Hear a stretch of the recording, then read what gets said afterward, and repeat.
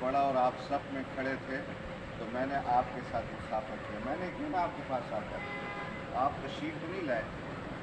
تو مجھے قرآن حکیم کی یہ آیات مبارکات سورہ یاسین کے بعد جو والصافات صفا قسم ہے صف بنانے والوں کی.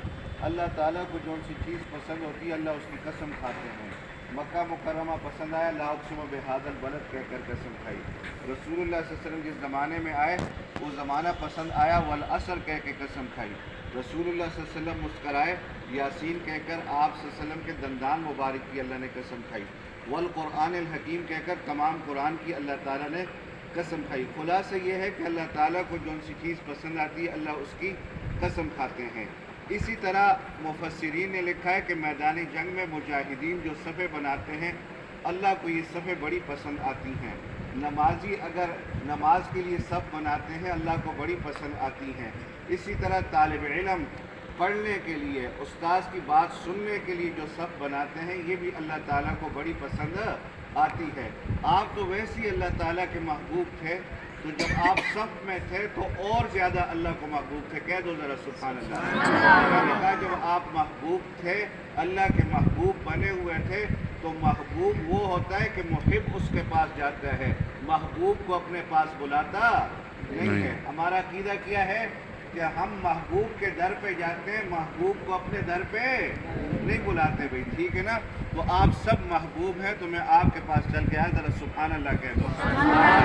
اللہ تعالیٰ نے آخری بات عرض کروں گا کہ ایک دفعہ حضرت مولانا زکریا صاحب رحمۃ اللہ علیہ شیخ الحدیث صاحب جنہوں نے فضائل اعمال لکھی ہے بڑا اللہ تعالیٰ نے کام لیا تو یہ دارالعلوم کراچی تشریف رہ گئے. کہاں تشریف رہ گئے؟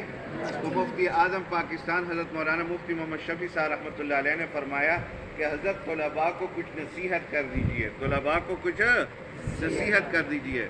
تو حضرت نے اللہ اکبر مطلب ممبر پہ جیسی تشریف لائے تو بس خطبہ مسنونہ کے بعد ایک جملہ کہا اور ممبر سے نیچے اتر گئے.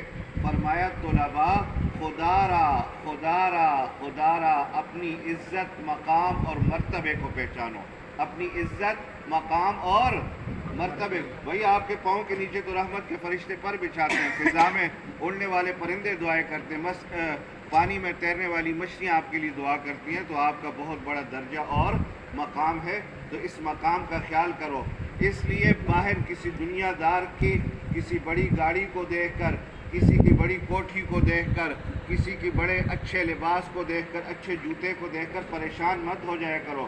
اللہ تعالیٰ نے جو آپ کے دل میں اور دماغ میں قرآن جیسی دولت ودیعت رکھی ہے اس سے بڑی دولت کوئی بھی نہیں ہے. اس دولت کی قدر کرو اور اللہ تعالیٰ سے توفیق مانگو کہ اللہ تعالیٰ ہم سب کو اس دولت کی قدر کرنے کی توفیق نصیب فرمائے.